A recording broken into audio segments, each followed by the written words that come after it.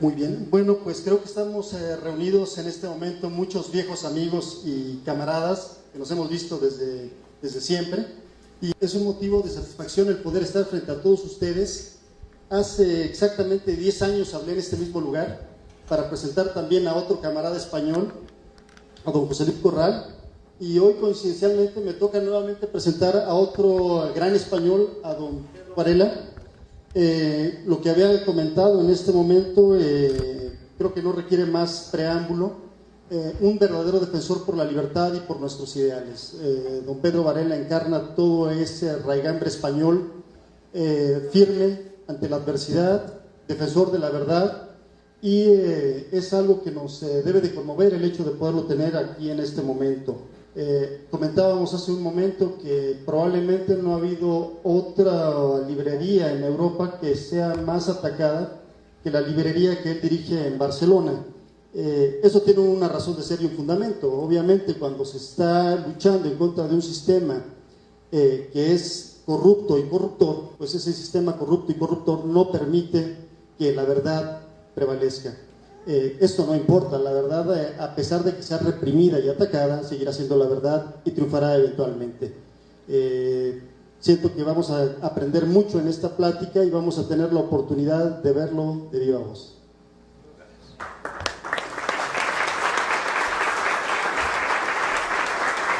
Buenas tardes, bienvenidos a todos y agradeceros efusivamente que estéis con nosotros un sábado por la tarde. Podríais estar viendo la televisión, tomando un helado, paseando con la familia, y venís aquí a pasar calor y a escuchar a oradores muy serios y muy formales que intentan educaros. Pero tenéis con vosotros a una personalidad del tamaño del formato de don Salvador Borrego. Le decía yo hace 2 minutos que ha sido mi maestro y mi ejemplo, mi norte y mi guía desde que yo tengo 16 años, y creo que tenéis un regalo del Todopoderoso entre vosotros y tenéis que haceros dignos sucesores de él, ¿no?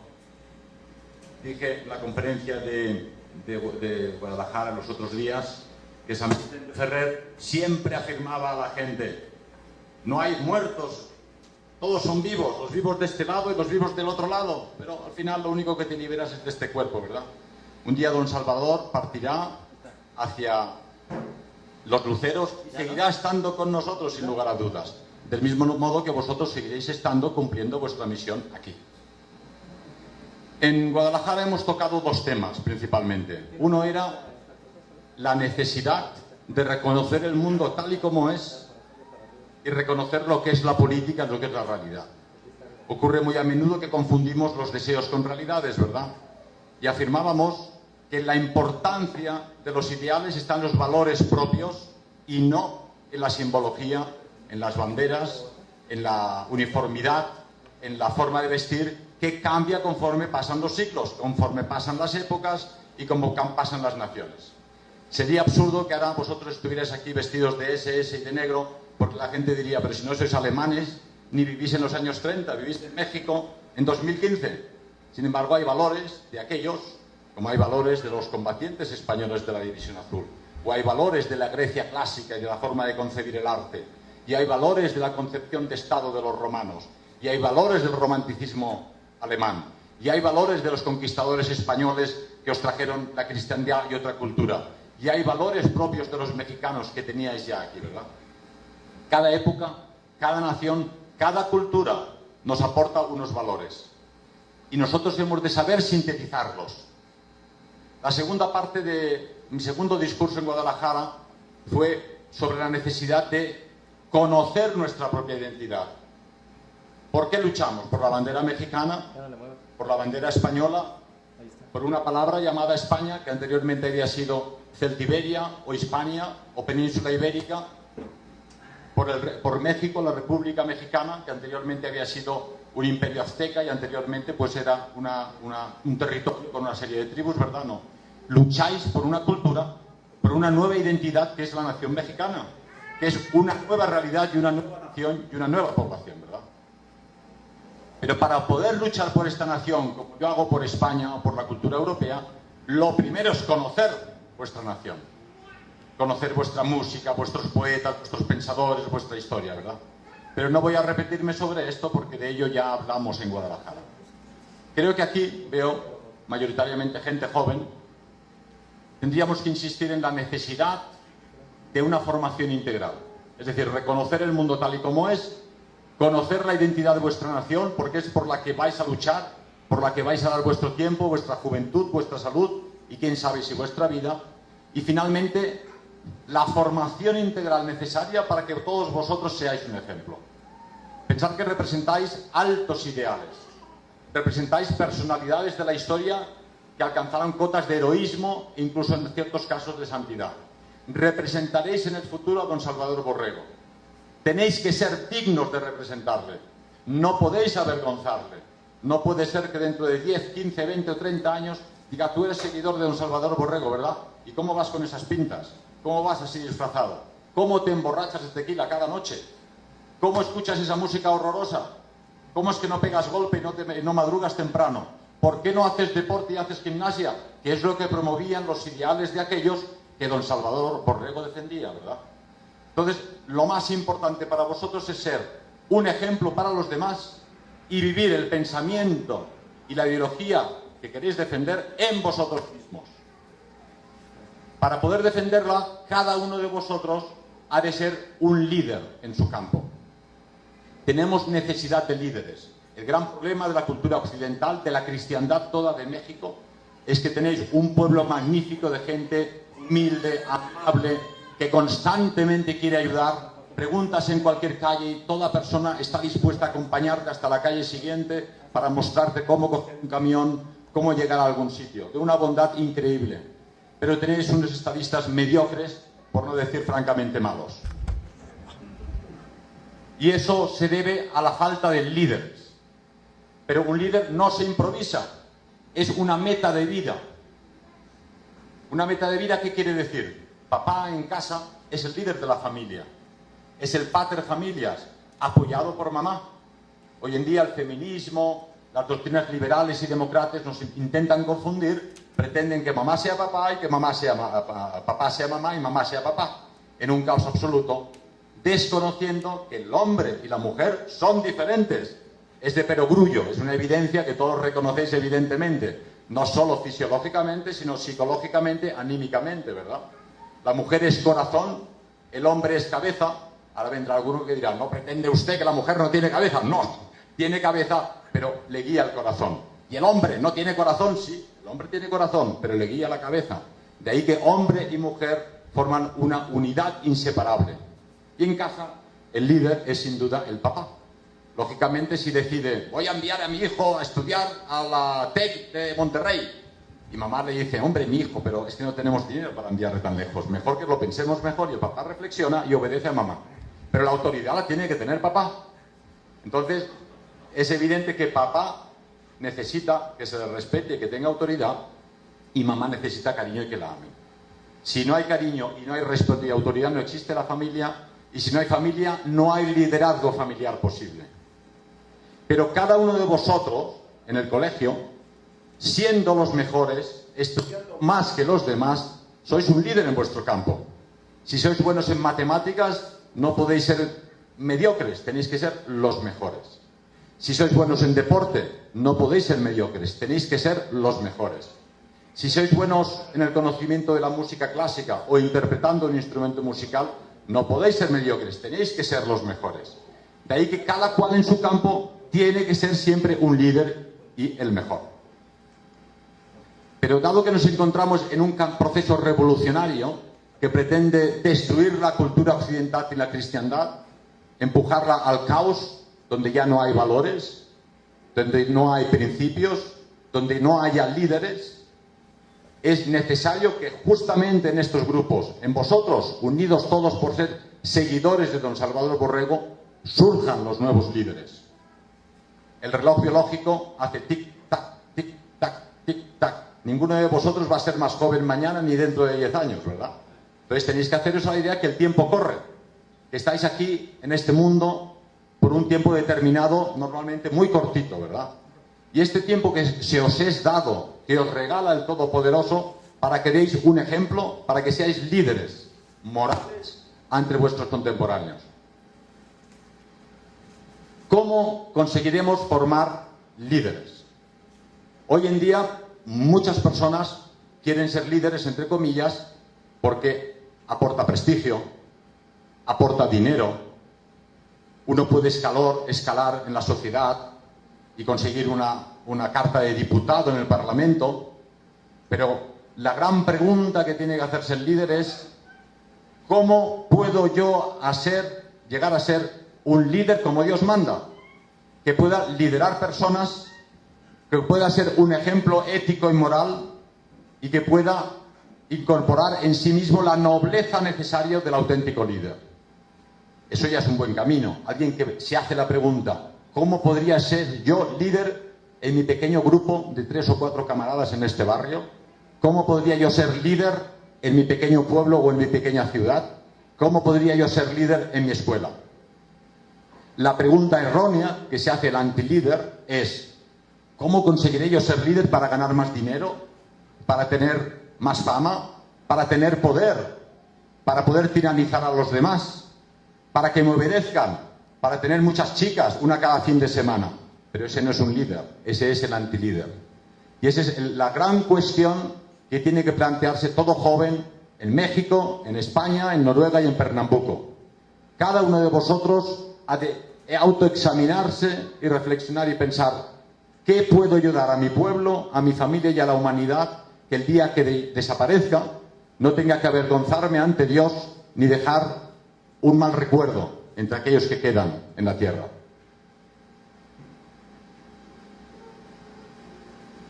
Proliferan las pretensiones, proliferan aquellos que enseguida se pelean con los camaradas de al lado para poder mandar.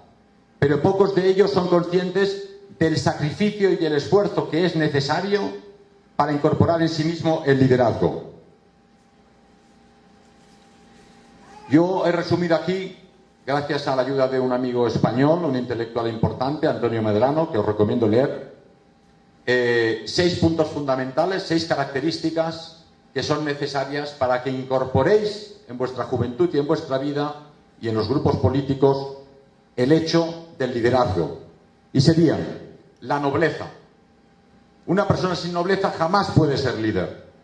Noble es aquel que odia la mentira. Noble es aquel que lucha primero por el bienestar de los demás antes de luchar por el propio bienestar. Noble es aquel que desea lo mejor para la comunidad y no primero lo mejor para uno mismo. Noble es aquel que lucha por grandes ideales y no por meras pretensiones materiales. El segundo es la generosidad. Un líder tiene que ser siempre generoso. No puede ser mezquino. No puede esconderse a la hora de pagar el taxi. O esconderse cuando te invitan a cenar y procuras esconder la cartera. Tiene que ser generoso con sus libros, porque los libros, por muy hermosos, antiguos y sabios que sean, se los come la polilla. Y cuando tú te mueras, lamentablemente ocurre, tus hijos y nietos los tirarán al container del papel viejo. ¿No sería más útil regalar esos libros estupendos a jóvenes que tienen interés en leerlos? Yo recuerdo todavía en los años 72-73 un capitán colombiano de la Armada que me regaló el primer ejemplar de Derrota Mundial de don Salvador Borrego, y con él una lista de 6 títulos que debía indispensable leer. Él lo tenía en España porque era ingeniero químico, compañero de mi padre, y dijo: bueno, me desprendo de él con mucho dolor, pero ha dado sus frutos. Aquí estoy yo aquí gracias a aquel capitán colombiano que me regaló Derrota Mundial.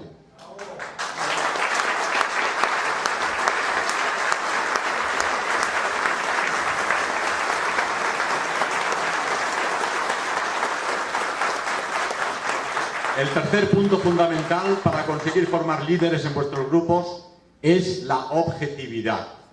Uno, lo he dicho al principio, lo dije en Guadalajara, no puede nunca confundir sus deseos con realidades. Si un camarada que milita contigo es pendenciero, borracho y sucio, tienes que admitir que tu amigo es pendenciero, borracho y sucio. Y si un día te encuentras a un demócrata liberal o un marxista que es noble, que es generoso, que es bueno y verdadero, tienes que aceptar que este marxista es joven, bueno y verdadero. Es decir, nuestra forma de ver el mundo, nuestra forma de ser, no nos permite engañar ni aun cuando eso nos conviniese políticamente o personalmente. La objetividad es fundamental para reconocer los hechos. Si ahora yo aquí dijera: ¡ánimo, camaradas! La semana que viene estamos en el poder. Primero os troncharíais de risa. pero luego sería mentira, no sería objetivo. El objetivo es reconocer en qué situación nos encontramos, quiénes somos y qué posibilidades tenemos de resistir la revolución mundial, porque nos encontramos en una auténtica revolución mundial que pretende hacer sucumbir a todos los pueblos en una sopa monocolor, todos de color verde, donde todos comeremos yonky food, que dicen los anglosajones, todos beberemos Coca-Cola y escucharemos una música horrorosa, ¿verdad? Frente a eso tenemos que ser objetivos y decir, tenemos pocos medios, el enemigo tiene un poder tremendo, pero yo estoy decidido a resistirme a este hundimiento de la civilización y para ello voy a dar ejemplo. Entonces hemos hablado de nobleza, generosidad y objetividad. Otro punto fundamental para el liderazgo es el sentido de la responsabilidad.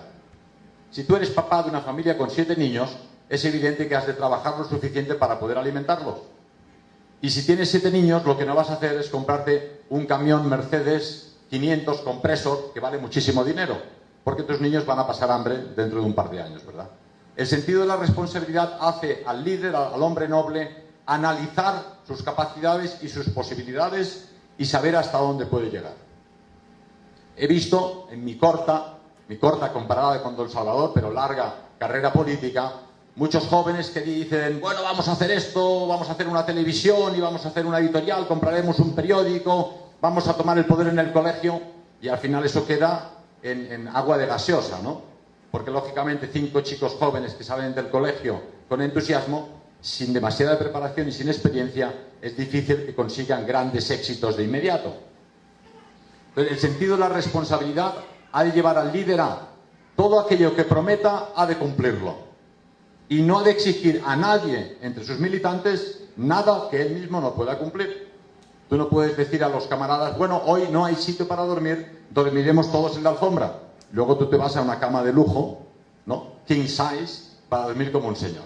Porque primero, eso no convence a nadie. Segundo, vas a perder toda tu autoridad. Y tercero, vas a demostrar que eres un villano, ¿verdad? Otro punto fundamental para los nuevos líderes es la humildad. Yo creo que aquí la humildad no hace falta que os la describa. Tenéis que observar a don Salvador Borrego. Siempre en segunda línea, siempre discreto, siempre modesto, ¿verdad? Un líder nunca habla de sí mismo y nunca habla demasiado. Un líder reconoce en los demás sus valores y él se hace reconocer por sus acciones y por sus valores. Alguien que está constantemente hablando de sí mismo, podéis estar convencido que será un mal líder. Y alguien que está constantemente hablando de sus virtudes, podéis estar convencido de que no las tiene. Entonces es importante si un día decir, bueno, ¿a quién escogemos? ¿A Pepito o a Menganito? Fíjate si es humilde o no es humilde, pues que es un punto fundamental. Y otro punto fundamental sin el cual es imposible reconocer a un líder y que un líder sea un líder como tal es la valentía. Es decir, sin valentía es imposible ser líder. El líder tiene que hacer frente a muchas situaciones de estrés, a muchas situaciones difíciles. Tiene que estar en primera línea con sus militantes, con sus amigos, con sus camaradas, cuando otros preferirían retirarse e irse a casa, ¿verdad? Entonces, tenemos un gran ejemplo en los héroes del Frente del Este, donde divisiones de voluntarios españoles, noruegos, belgas, franceses, italianos o alemanes combatieron contra el bolchevismo que pretendía descristianizar Europa, ¿no? Y cada uno de ellos, un cabo con un pequeño grupo de soldados, o un sargento, o un capitán al mando de una compañía, estaba al frente de sus tropas luchando como el primero. Una cosa poco sabida es que el único ejército en la historia de la Segunda Guerra Mundial que llevaba a los altos oficiales de alta graduación a primera línea del frente era el ejército alemán. Pero de ahí precisamente la capacidad combativa del ejército alemán. Pensar que al acabar la Segunda Guerra Mundial cayeron presos de los soviéticos o heridos en combate 1 millar de altos oficiales. Normalmente, como sabéis, un alto oficial está en retaguardia, planificando las campañas, organizando, pero ellos consideraban que no podían hacer combatir a la tropa. A una proporción de 1 contra 8 combatían los alemanes contra sus enemigos. 1 a 8. Era un soldado alemán contra 8 soldados aliados. En ciertas situaciones las Waffen-SS combatía a una porción de 1 contra 12. Si ellos no estaban en primera línea. Y son conocidas las anécdotas de Rommel o Guderian, que se encontraban de repente cercados por las tropas enemigas porque habían avanzado demasiado en las líneas del frente. Pero lógicamente sus tropas seguían al líder y el líder, valiente, les demostraba que solo con valentía se podía librar aquella batalla. No es muy conocida, pero quiero mencionarla aquí, la batalla de Cherkasy. Todos habéis oído hablar de Stalingrado, ¿verdad? Donde el pobre general Paulus, con 300.000 soldados alemanes, no pudo hacer frente al cerco soviético, tenía dudas, tenía malestar de estómago, tenía un poco de miedo tal vez, se dejó cercar y luchó hasta que el ejército alemán, el sexto ejército de Stalingrado, quedó cercado y finalmente aquel fantástico ejército fue deportado a Siberia caminando. De aquellos 300.000 soldados apenas volvieron 6.000 después de la guerra, es decir, 290.000 cayeron en los campos de concentración. Pero un caso muy similar es la bolsa de Cherkasy, donde León Degrelle, belga, ni siquiera era alemán, comandando a los voluntarios de la división Valonia, se vio cercado por los soviéticos. Y era una situación desesperada, no tenían prácticamente nada que hacer. Pero él dijo, mirad, si nos quedamos moriremos todos, y los que no mueran serán deportados a los campos de concentración. Si combatimos podemos perder, pero si no combatimos ya estamos perdidos. ¿Rompemos el cerco? Sí, mi general. Y rompieron el cerco. Claro que por el camino quedó un 30% de la tropa, pero el 60 o 70% del resto del ejército de León Degrelle rompió el cerco, consiguió unirse a los alemanes y además salvó a otros grupos de ejército alemanes que se encontraban en peligro, ¿no? Esta es la gran diferencia entre el líder que tiene miedo en el momento decisivo y el líder que es valiente en el momento decisivo. León Degrelle podía haber caído tranquilamente allí. Me explicaba en España, soy herido de guerra al 90%, le habían caído buses, había dado la vuelta por los aires, tenía el corazón prácticamente torcido, ¿verdad? Pero sobrevivió a la Segunda Guerra Mundial y luego voló con un avión de Speer, el arquitecto de Hitler, de Noruega hasta España y siguió combatiendo después de la guerra, educando a la juventud española, escribiendo y dando mítines. Así pues, un líder que no es valiente, mejor que se dedique a otra cosa, porque sin valentía puedes hacer un buen trabajo de panadero, puedes hacer un buen trabajo de ingeniero, puedes hacer un buen trabajo de arquitecto, pero no puedes ser líder. Así que recordarlo, nobleza, generosidad, objetividad, sentido de la responsabilidad, humildad y valentía. El hombre noble tiene que tener primeramente un alma grande. Sin alma grande no se puede ser noble. Decía Schopenhauer, un hombre que maltrata a un animal no puede ser noble con las personas. Yo no me imagino a un camarada supuestamente noble dándole una patada a un pobre perro que le molesta, ¿no? Porque eso demuestra su bajeza de alma, ¿verdad? Entonces, el hombre noble es cariñoso con los niños, es amable y cuidadoso con las chicas y con las mamás, y desde luego es fuerte con los humildes, y en este caso los animales.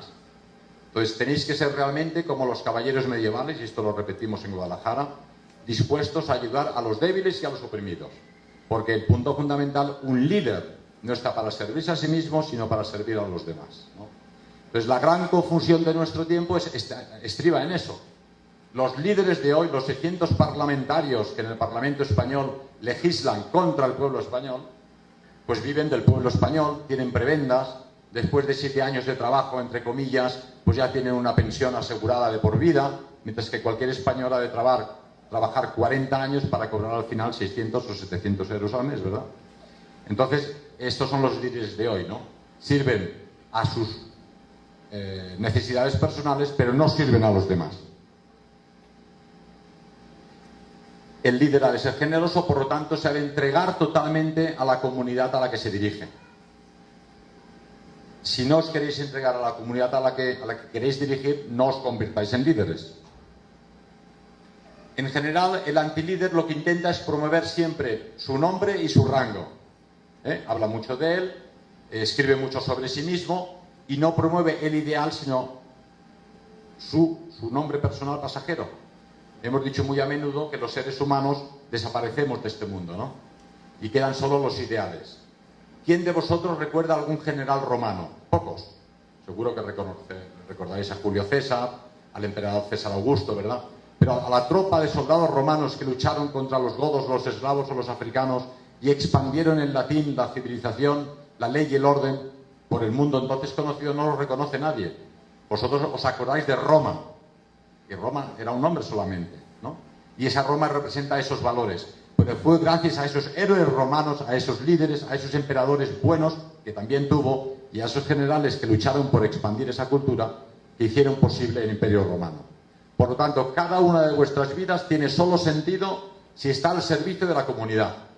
Y grabaros bien en la cabeza que vuestra vida es muy corta, que vais a desaparecer muy pronto, y lo único que va a permanecer en la historia y en la eternidad es México.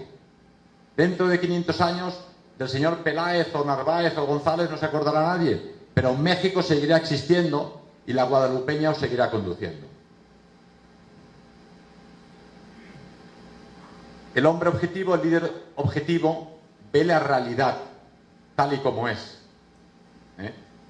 Sales por la calle y te das cuenta que los gobernantes en México realmente pues gobiernan como gobiernan, que aquellos que son buenos, que seguramente los hay, son un poco malos por aceptación de la situación. Quizá no son corruptos, pero aceptan que otros sean corruptos, con lo cual se hacen coculpables, ¿verdad?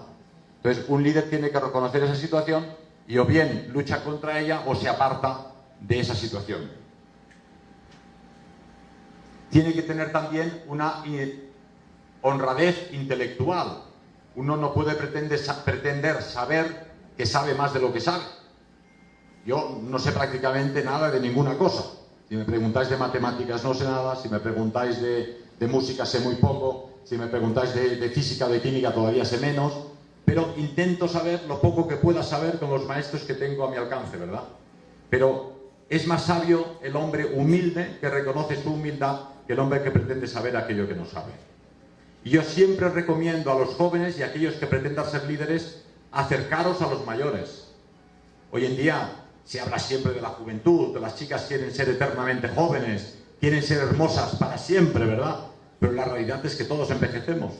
Y la experiencia empírica demuestra que es en los mayores donde está la sabiduría. Yo cuando era pequeñito, con 14 y 15 años, me gustaba escuchar a los mayores porque yo siempre aprendía. Escuchaba cosas buenas, cosas interesantes, experiencias, y los otros chicos iban a jugar detrás de la pelota o a romper los cristales de la estación con piedras, ¿no? Entonces no me interesaba romper los cristales de la estación con piedras, me iba a escuchar a los mayores. Aquí tenéis no al mayor, sino al más mayor de todos, del que tenéis que aprenderlo todo, ¿verdad? Pero en última instancia, esa humildad de reconocer vuestra propia pequeñez es fundamental, y simultáneamente tenéis el deber de formaros constantemente, de formaros de forma profunda y metódica. Habíamos dicho en otra ocasión que es necesario que cada uno de vosotros se haga un plan de vida. ¿Quién de vosotros tiene un plan de vida para dentro de 10 años o 15 años? ¿Quién de vosotros ha hecho un plan para dentro de 5 años? ¿Qué queréis haber conseguido dentro de 5 años? Cuando le preguntas a la gente directamente se queda, no sé. Pero realmente, si no os hacéis un plan cada 5 años, la vida va pasando corriendo. Tomáis los frijoles para desayunar, coméis, dormís, veis la televisión, os ducháis y cuando os dais cuenta han pasado 7 u 8 años, ¿no? Me decía alguien en Guadalajara, pero ¿tú cómo traduces alemán tan bien? Pues no traduzco tan bien, la verdad es que soy muy malo. Y además he sido mal estudiante porque estudiar de codos me costaba mucho. Yo quería ser aviador y volar por encima de las montañas y por encima de las nubes, y no estudiar. Pero, sin embargo, si te pones con constancia a hacer cualquier cosa, en este caso estudiar alemán, en 5 años tú hablas alemán. Pero cada día has de apagar la televisión, si puedes, es mi recomendación, tírala por la ventana. Primero mira que no haya ninguna viejecita que pase por debajo. Pero si puedes, tira la televisión por la ventana, porque la media nacional son de 4 a 5 horas por persona y día. ¿Os imagináis? 4 o 5 horas, si solo con 1 hora al día, dentro de 5 años hablaréis alemán. Y si queréis tocar el piano, y cada día os ponéis al piano en 1 hora, os quedan 23 horas para dormir, comer, estudiar, trabajar y pasear. Pero 1 hora al día tocando el piano, dentro de 5 años tendremos un camarada que podrá iniciar estas conferencias con una pieza de Chopin al piano. Imaginaros, una conferencia vuestra en nombre de Salvador Borrego que empieza con un piano de cola. Os ganaréis al público, sin lugar a dudas, y solo os habrá costado 1 hora al día. Si queréis conocer el pensamiento filosófico occidental, ahora os va a hacer un excelente resumen el maestro Vuela, o el teatro clásico español, o la literatura romántica europea. Poneros 1 hora al día de lectura y dentro de 5 años tendréis la cultura necesaria para ser líderes para demostrar que sois lo que sois, patriotas mexicanos con cierto nivel cultural, ¿verdad? Entonces, tenéis que haceros un plan de vida si queréis ser líderes, pero si no queréis ser líderes, también tenéis que haceros un plan de vida. Los chicos con 7 años son niños, pero a los 14 ya son adolescentes, y a los 21 ya tienen novia, y a los 29 ya tenían que haber llegado los primeros bebés, y ya tienen que haber acabado la carrera. Si no te haces un plan y tienes novia, te quitan la más guapa y te quedas con la fea. Y luego no acabas la carrera y luego no llegan los bebés, porque no has tenido un plan de vida, ¿verdad? Y no, es que yo lo que quiero es conocer el mundo. Bien, pues primero estudia, luego trabaja y luego te tomas un año sabático, te vas con la mochila y algunos pesos en el bolsillo a conocer Europa y podrás volver diciendo: yo estuve 5 años ahorrando dinero para poder ir a Europa y conocer los antecedentes de nuestra cultura, ¿verdad? Entonces, es fundamental que cada uno de vosotros en vuestra vida privada sea un modelo de vida y se haga un plan de vida, y un plan cada 5 años. Lo que suele ocurrir normalmente es que uno escribe en un papel. Ahora, esta noche al volver a casa, cogéis un papel, ponéis fecha, 9 de mayo de 2015, y lo colgáis detrás de la nevera.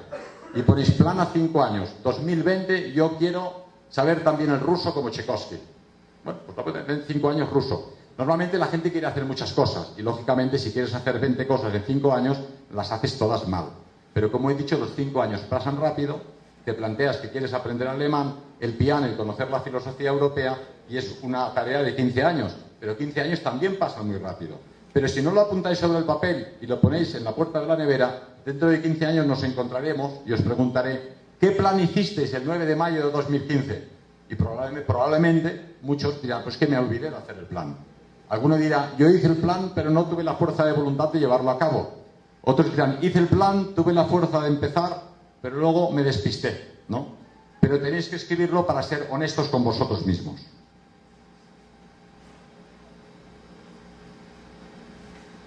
Muy bien.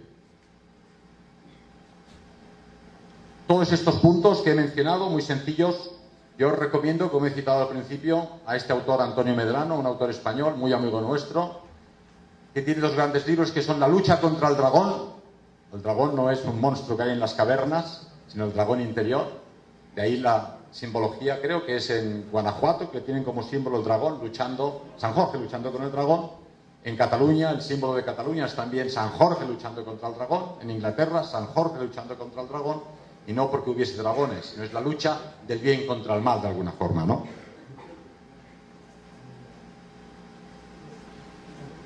Y para hacer esta charla un poco más amena, dado que vienen otros 2 conferenciantes, vamos a intentar daros una serie de valores muy sencillos para que reflexionéis sobre ellos. No mucho. 1. Guarda tu espíritu fuera de las corrientes de moda y por encima de las corrientes y las críticas de los necios de turno. Es decir, si todas las chicas van con minifalda, enseñando el pompis, pues tú no tienes por qué ir con minifalda. El hecho de que todas vayan con minifalda. Tú tienes que mantener tu dignidad, tienes un templo del Espíritu Santo donde tú habitas y te lo han regalado para el resto de tu vida, tienes que respetar ese templo, ¿no? Y si los estudiantes en el colegio todos se drogan, tú no tienes por qué drogarte, porque arruinas ese cuerpo y arruinas tu juventud y tu vida, además de arruinar a tus padres, ¿verdad? Entonces, nunca os dejéis arrastrar por las críticas de los necios de turno. Si vais bien vestidos, bien peinados y duchados cada día, dirán: este chico es un cursi. No hagáis caso, porque vosotros tenéis que dar buen ejemplo. Mantén siempre tu cerebro activo, no estés ocioso. Es decir, uno tiene que estar constantemente leyendo. ¿Verdad que coméis cada día? 3 veces al día, por lo menos, ¿no? Pues cada día tenéis que dar alimento aquí arriba, leyendo un poco. Cuando uno va al gimnasio, hace pesas, se pone fuerte, machote y guapo, y así las chicas le van de detrás, ¿no? Pero si solo eres fuerte y machote, la chica dirá: este tío es tonto del bote, porque no tiene ni idea de nada. Entonces, realmente tenéis que hacer gimnasia del cuerpo y gimnasia de la cabeza. Y solo podréis tener memoria, podréis tener capacidad intelectual si cada día leéis, si no podéis un libro, si no podéis un capítulo, si no una página, si no un párrafo, pero no os vayáis a dormir nunca sin haber leído media página de cualquier libro serio. Y para eso dejaros recomendar por vuestros mayores, por la gente a quien reconozcáis cierto valor. Mantén tu cuerpo sano y tu cerebro activo. Y esto no es nada nuevo lo que digo, es un lema de la del clasicismo europeo, ¿no? Mens sana, in corpore sano. Ten fe. Es fácil de decir, pero ten fe. La fe es tu patrimonio y no te lo va a quitar nadie. Por mucho que veas la televisión con materialismo, consumismo, escepticismo, derrotismo, eso a ti no te afecta para nada. Tienes que tener una fe vertical, sacral, unido a la divinidad, que es a donde vamos y de donde venimos todos. Y una vez estás convencido de eso, no te pueden pasar la pisonadora por encima. Porque tú tienes la fe, y con esa fe, si el camino que tú llevas es recto, tendrás dificultades, pero no podrán derrotarte jamás. Mantente al margen de la propaganda burguesa y democrática que pretende convertir la nación y al ser humano en un gran mercado, donde lo único que tenemos que hacer es comprar nuevos vestidos, nuevas botas, nuevas camisas, nuevos pantalones, nuevos coches, nuevas casas, ¿verdad? Eso no es la vida. Si la vida solo se reduce a comprar y vender, yo me voy. O sea, me voy a otro sitio, me voy a Marte o a Júpiter. La vida solo tiene sentido si le dais un valor. Hace falta una pelliza para no constiparse en invierno y un plato de frijoles cada día. Pero comprar cada día unas nuevas gafas de moda o un nuevo coche o cualquier cosa que no necesitamos es estúpido. Decía Schopenhauer, un filósofo romántico alemán que formó fundamentalmente al compositor Wagner y simultáneamente a Hitler, dice: cuando vayáis por las tiendas, mirar todo lo que os ofrecen y pensar siempre, ¿cuántas cosas que no necesito? Y esa es la posición sabia, ¿verdad? Hoy iba con uno de nuestros compañeros en el mercado de artesanía y hay cosas lindísimas de la cultura mexicana y uno quiere llevar a la familia un montón de cosas. Pero yo empezaba a pensar, ¿cuántas cosas que no necesito? Por de pronto no me las dejarán llevar en el avión, ¿no?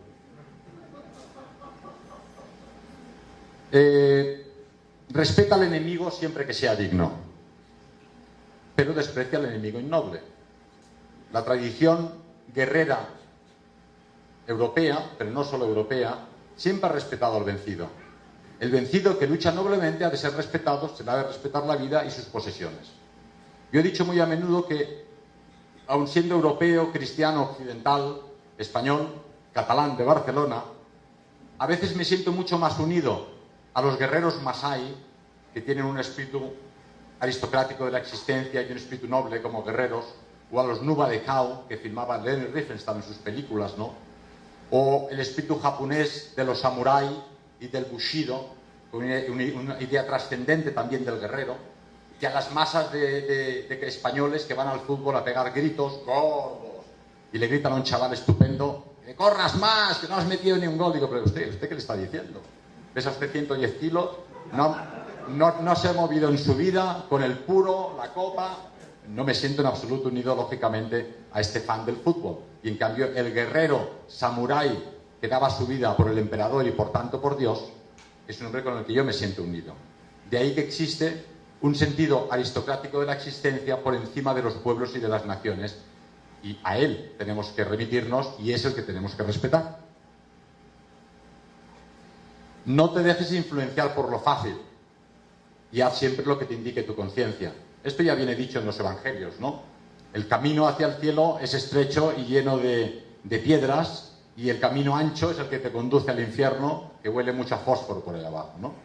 Entonces realmente, ante dos decisiones, cada día tenéis que tomar alguna decisión, tomad siempre la difícil y casi siempre acertaréis. Que haya coherencia entre tu pensamiento y tu acción. Lo hemos dicho un poco antes, ¿no? Pero aquello que tú dices tiene que ser lo que haces. Tú no puedes decir que es malo comer dulces y al salir aquí a la vuelta de las esquinas te hartas de pasteles y de dulce de leche, ¿verdad? No puedes decir que hay que madrugar y te levantas cada día a las 10 de la mañana, ¿no? No puedes decir que hay que leer y estás todo el día viendo la tele. Lo que tú dices tiene que ser lo que haces.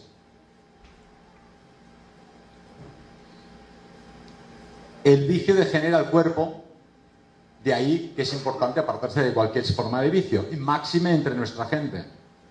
Los patriotas, los nacionalistas, no pueden soportar militantes que caigan en el vicio. Somos todos humanos y desde lo de la manzana no acertamos una. Pero, en cualquier caso, dado que lo reconocemos, intentar apartaros del vicio. Hay gente que fuma y no puede dejarlo, pero hacer el esfuerzo de dejarlo, porque primero os arruina el bolsillo, luego os arruina los pulmones y luego el cáncer se llevará a un militante estupendo que necesitamos aquí. ¿No? San Pedro ya tiene muchos ayudantes, aquí nos faltan algunos. Entonces realmente el vicio, el alcohol, el tabaco, todo aquello que conduce al ser humano de lo alto a lo terrenal y nos animaliza, es contraria a nuestra forma de pensar. Cuida tus expresiones y no seas soez. Parece un manual de Boy Scouts, pero es así. Nuestra gente no puede soltar tacos. No sé, los tacos no son la comida mexicana en España, sino una palabrota fea, ¿verdad? Entonces, si yo escucho a alguien que dice yo soy un patriota mexicano o español y dice 7 tacos de cada 8 palabras, la verdad es que no me apetece nada estar con él. Sería la última persona con la que me iría a una isla a vivir, ¿verdad? Entonces, como militantes, como patriotas, como cristianos, tenéis que alejaros de todo pensamiento y de toda palabra soez. Respeta las banderas y los símbolos de tu tierra, pero también las banderas y símbolos de los demás, porque muchos pueblos y muchas naciones lucharon por ideales aunque no fueran los tuyos, de modo que han de ser respetados también por nuestra gente. Un uniforme, en Guadalajara había unos grupos juveniles que van con uniforme, el uniforme no te convierte en un número, simplemente neutraliza lo accesorio. Es que este es hijo de una chica de una familia muy rica, este otro viene de una familia pobre, este es minero, este es académico. Con el uniforme todos son camaradas y todos son mexicanos y todos luchan por un mismo ideal. El uniforme lo que hace es neutralizar las apariencias exteriores que no nos interesan porque estamos al servicio de la comunidad. Tu pueblo, tu etnia, es la memoria de tus ancestros. Aquí, viendo al auditorio, me encuentro prácticamente como en España, porque hay un gran predominio del genotipo y del fenotipo español que trajimos nosotros de España. Y luego tenéis esa nueva entidad mexicana de los que vivían aquí antes de que llegaran los españoles. Y sin embargo, vuestra forma de pensar, vuestra forma de ser, vuestra música, cuando la escuchamos nos damos cuenta que es música española. Me llevaron a ver Guanajuato el otro día y estaba la estudiantina por las calles. Me decían, mira, vamos a cantarte canciones mexicanas estupendas. Pues esto lo cantamos nosotros en España, en la universidad, es la tuna. Son las mismas canciones que cantamos nosotros a las chicas guapas debajo del balcón. Dicen, no, esto lo cantamos aquí hace 300 años. Y yo, me lo creo, pero es la misma música, las mismas canciones que tenemos en España. De ahí que tenemos una unidad cultural, sobre todo una unidad anímica, que debemos reconocer. Pero es fundamental entender que la apariencia es lo menos importante de la identidad racial. He dicho antes que me siento unido a los jefes guerreros japoneses o africanos de los Nuba, ¿verdad? Entonces, ocurre a menudo que hay personas que dan demasiado valor a la cuestión étnica racial exterior, porque es más importante el alma o la raza interior. Es decir, hay personas que tienen un aspecto en España casi árabe o musulmán, pero interiormente son realmente nobles como un Don Quijote, ¿verdad? Y hay otros que son muy guapos y luego son unos villanos que solo se dedican a sí mismos, ¿no?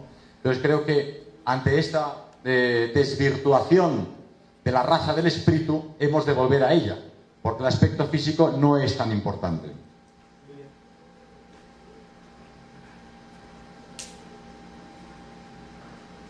La diversidad de los pueblos del planeta forma la gran riqueza de la creación.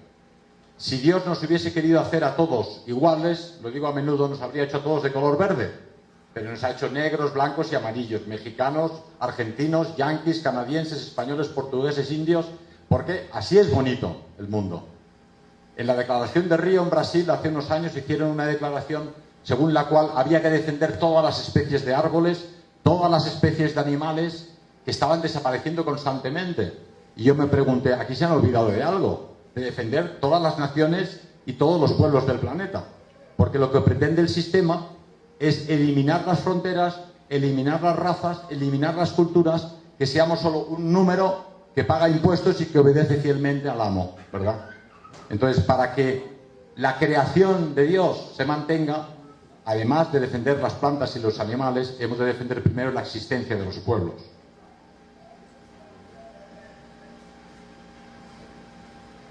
Cree en Dios, es la fuente de fuerza, decía Rudolf Hess. Aquí tenemos el libro de su enfermero, que tomó la palabra en Guadalajara, fue enfermero suyo en Spandau. y él le preguntaba, ¿cómo ha podido usted aguantar 46 años de presidio? Y gente decía, Dios es mi principal fuente de fuerza y mi filosofía de la vida. Increíble la respuesta, porque es sencilla. 46 años de presidio y Dios es su principal fuente de fuerza y su filosofía de la vida. No tenía otra. Tampoco podía acceder a otra porque estaba dentro de esos muros, ¿verdad? Entonces, todos vosotros tenéis a Dios como principal fuente de fuerza y filosofía de la vida. Si os entregáis a una causa noble, no os preocupéis de qué comeréis mañana ni pasado mañana, porque eso se os dará por añadidura. Y no digo nada nuevo, porque eso está en los evangelios. Pero andamos demasiado preocupados por tener la cartera llena de billetes, por tener en casa otros cuantos billetes debajo del colchón, que luego viene cualquier ladrón y se los lleva, y si nos olvidamos de ellos se los comen los gusanos, ¿verdad? Entonces hay que tener siempre presente nuestro fin último y tener esa fuerza de fe, que es la que nos lleva a no tener miedo. En Librería Europa hablaban aquí ahora, hemos sufrido muchísimos ataques. La chica que hay fuera pues ha recibido muy a menudo el lanzamiento de adoquines, de energúmenes que lanzan cócteles Molotov, lo han destruido todo, pero su fe en el Todopoderoso es tal que les lleva a resistir al asedio como si fuesen realmente héroes. Y, como decimos a menudo, en todo lo que hagas, piensa si eso agrada a Dios y siempre acertarás. Es decir, ¿qué hago? ¿Esto o aquello? ¿Esto le va a gustar al gran jefe o no? Porque esto lo apuntan todo ahí arriba, lo van apuntando y luego te lo leen en la cartilla. Y lo peor es que te pasan la película de tu vida delante de todo el mundo. Ya vaya vergüenza. Yo, con tal de no ponerme colorado, sería bueno toda la vida. Pero es importante. Y luego es importante respetar la familia. Ya sé que hoy en día es complicado, el protestantismo, el consumismo, la propaganda de Hollywood nos ha llevado a que prácticamente los católicos nos divorciamos, nos casamos, nos volvemos a casar, pero eso no es la catolicidad, eso es cualquier cosa. La catolicidad dice, tú te casas con una señora y eso es para siempre ya, ¿verdad? Y a fin de cuentas, lo que da valor a una vida es justamente que te has mantenido leal a tu marido o a tu esposa el resto de tus días, ¿no? Entonces ya sé que es difícil, cada día te encuentras con una chica que es más guapa que la anterior, pero eso no tiene fin. Porque cada día crecen chicas muy monas que van creciendo y se hacen estupendas, ¿verdad? Entonces uno al final tiene que tomar una decisión y formar a la familia. Es fundamental, a veces a mí me llaman que soy un nacionalsocialista salesiano, pero no soy salesiano, pero es que considero sinceramente que en este mundo o rezas o no tienes ninguna fuerza. Tenéis que rezar cada día por la noche y por la mañana, agradecer cada vez que tenéis alimentos y sobre todo que ese día de batalla política, ese día de batalla ideológica, lo habéis sobrevivido y que podáis sobrevivir el siguiente. Pero yo no quiero aburriros más porque tenéis dos estupendos oradores que nos esperan aquí. Me preguntaban al entrar y viniendo hacia esta conferencia cuál es el precio que se paga por decir lo que yo he dicho aquí sencillamente. Como no quiero hablaros de mis experiencias en prisión y de mis procesos, podéis leerlos en las cartas desde prisión, donde explicamos nuestro pensamiento en ese tiempo que nos ha regalado la injusticia. Nos mete en prisión y gracias a eso podemos escribir, ¿verdad?